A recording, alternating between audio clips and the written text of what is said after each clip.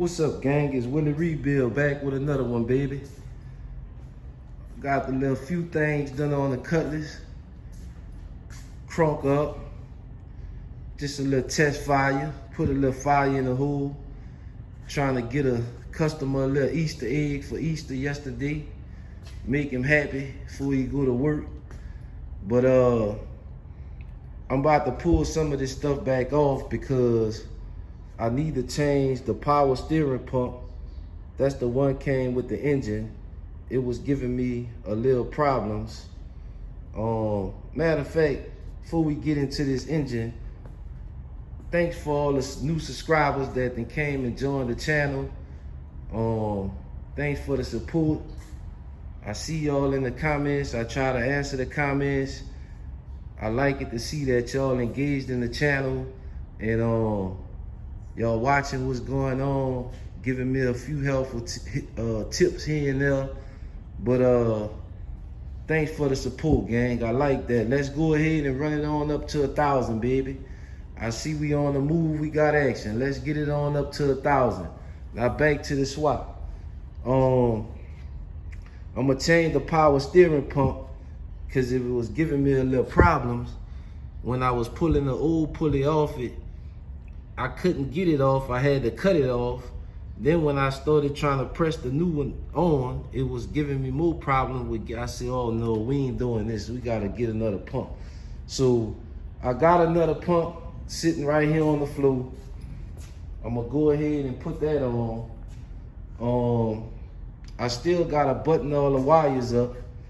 And for all the new subscribers, y'all probably wondering, well, Willie Rebuild, what you doing with that gauge on there? What I do is, because I had a problem with my car where I had oil pressure and I'm checking the oil pressure off the gauges in the car, which on this cutlass, you don't have no gauges on the dash. You just got like your sensor for when the oil pressure is below a certain pressure, and we can't use that. Then he got these mechanical gauges. I'm not even sure if they work. So we ain't messing with that. We ain't trusting that. In fact, what I'm gonna do is, cause he gonna get a decoder digital and put in here, but we can't put the decoder digital in now cause the dash finna come out. So what I'm gonna do for the time being, I'm gonna get another set of mechanical gauges like that, just so while the car being moved around and stuff, he got some kind of information coming back to let him know the temperature, the oil pressure and stuff like that.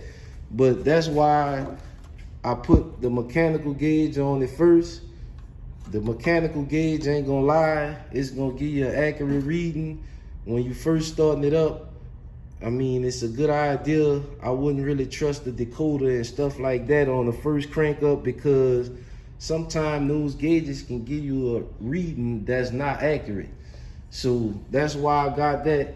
For all the new subscribers that's wondering why that gauge sitting there, that's why. But another thing, some of my mechanically inclined subscribers, I like to see y'all listening, gang. I like to see y'all listening. That let me know y'all tuned in. A couple of them was saying was the little tap. Like, it wasn't a tap. What you was hearing was the popping coming back through this header right here. This header not tight. The gasket that he brought is not tight. I'm gonna say that.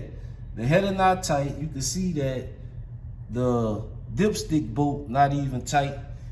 But the gasket, I don't really like it. And the only reason I put them on because before that start, I tried to start it. I couldn't get it to stay running because I didn't have the mass airflow on and I didn't have the O2 sensors in. So the engine didn't want to stay running or idle. So I told the guy, I said, man, go get some O2 sensors real quick and the mass airflow is gonna run. So while he was doing that, going to run to the auto parts store, I just slapped the header on there on this side. So when he got back, I could put the sensors in real quick and give him good old Easter egg. Yeah, I was in here on Easter, grinding. I don't do no playing around. I was in here on Easter, buttoning this shit up. The night before, I was in here till like 12, 1 o'clock, trying to tighten everything up on it to get it to start. In fact, the gas tank ain't on the car. This the fuel pump wire right here. I never even ran it through the car. And the gas tank is sitting under the car. All I was trying to do was let the customer hear that the engine gonna run, because he was kind of scared and nervous. He like, man, I'm spending all this money. I don't know if it's gonna run. I told him, man, look, just be cool. I'm gonna put some fire in the hole for you so you can see, what time of day it is with Willie Rebuild. Then he wanted to know if the AC gonna work and all this stuff right here. But it's gonna do what it's gonna do, man. It's gonna do what it's gonna do, gang. While he asking me all that stuff right there, I had to take the computer right here out of Rat Nest to start it. And the computer for him is back here, no tune in it, waiting on him to come so we can go bring that to my tuner and get a tune in it for his car, to get his car running. Cause that computer in from Rat Nest, it ain't tuned to what I got in this car. So that's all it was, gang. The little popping y'all heard, it wasn't nothing but a header, the header leaking. In fact, I edit some of the pieces out of the video because I told y'all he don't want to be on camera. But to the end of that video where I started the car up, once the engine started getting warmed up, you can see the smoke coming from out of the header in between the gaskets. So I'm gonna take that gasket off. I really didn't like him. I don't know where he got them from. It's some bullshit gaskets. I'm gonna go run the O'Reilly's and get some good gaskets and swap them out real quick. And yeah, gang, I'm gonna go ahead and button this stuff all up. I'm gonna go ahead and change the gasket, go run and get a gasket. I'm gonna put the power steering pump on, and we gonna go ahead and crank it up, gang, without the gasket leak, so y'all can hear the old Cutlass. I'm gonna let it sit here and run for a few seconds, cause I still don't have the cooling hoses on it, so we don't want to run it too long. But I'm gonna go ahead and button some of this stuff up. I'm gonna run my fan wires, cause this stuff not even hooked up. As you can see, fan's not hooked up. I'm gonna go ahead and button everything up and get this bitch ready to give y'all a real start up and let y'all see it wasn't a lifter, it wasn't a rocker, it wasn't none of that shit. This bitch got brand new LS7 lifters in it, not new fucking China lifters. I don't use that bullshit. Y'all seen them Texas speed boxes in here, so it ain't no bullshit in the motor, gang.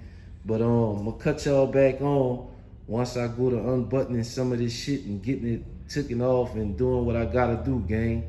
Willie Rebuild, baby. All right, gang, we done went ahead and took care of that old exhaust.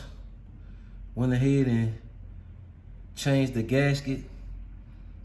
Also, I put new bolts in it too. Instead of the factory bolts, I put new bolts in it. And I did both sides. Changed both gaskets and put new bolts in it. And as you can see, like I told y'all, it wasn't a rocker. It was the header wasn't tight. But also, I noticed when I was putting it in, the reason I didn't go ahead and tighten it all the way down, because I probably would have tightened it since I had it in and just checked to see if the gasket was gonna seal. But also, let me get y'all up under here where I can show y'all. Right here, let me get this light over here. Right here on the bottom of this frame, where the control arm slide in, it had a little lip still on it. If you can see over here on this side, how it's filed smooth. On this side here, it had a slight lip on it and the header was trying to rest up against it. So I went ahead and knocked that off. And then once I did that, my header went and fell on in how it's supposed to. I mean, sometime with these old cars, sometime it'll go right in and sometime it'll give you a little fight, but none of them are the same. Some of them may have a little extra metal where the other one might not. On Ratness, it didn't have that. On the El Camino, I didn't use these headers, so I'm not sure if they had that on there or not. But I went ahead and took care of that, put the belt on, put the power steering pulley on. So I'm gonna go ahead and slap the breed on because I ain't got the tripod with me. I'm holding the phone. But as you can see, I went ahead and put the power steering lines on, so once I crank it, you might hear a little power steering whine because ain't no fluid in it, but the exhaust leak should be gone. Also went ahead and tucked the fan wires over there. I'm about to go ahead and hook them up. I took the fans out because I had to put the power steering pulley in, and we just used the factory lines on the power steering pump, gang. Let me put the breather back on. I'm gonna cut y'all on. Once I put the breather on, we gonna put fire in the hood and see if our rocker noise went away, gang. It's Willie Rebuild. Alright, gang, we went ahead and put the breather on, hooked the mad cell flu up. We got the battery hooked up. Look at that there. We still got our spark plug wires off.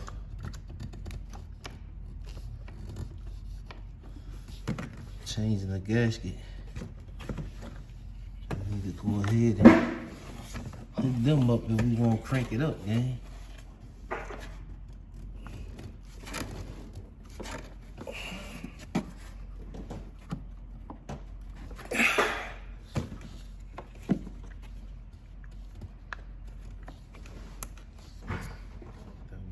Got all them hooked up. Also, went ahead and put the gas tank back up. Still gotta run the fuel pump wire inside the car. But let's see if we got rid of our exhaust leak, gang.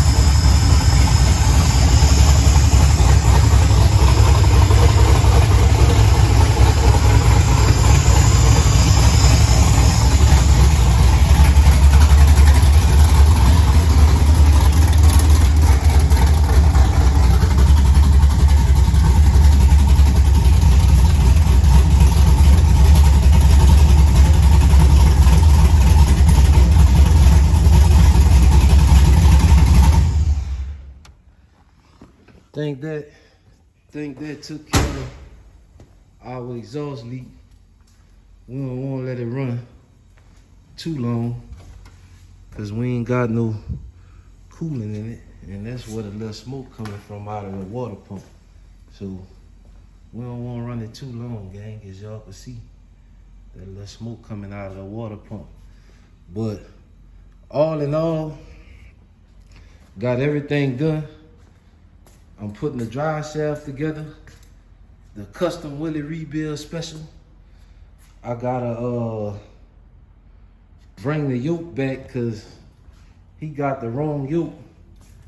I'm not sure what the yoke come from, but the yoke too big for the joints.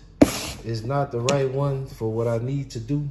So I'm gonna bring that shit back and I'm gonna get the right yoke, slip yoke to put in the transmission. As a matter of fact, yeah, ain't nothing leak out it because I took the yoke out. I had the yoke in it at first, gang. But as y'all can see, she almost wrapped up. I'm gonna have to go get some more of them gauges because I ain't even sure if that shit hooked up. He said it was working, but they might have just had the fucking temperature and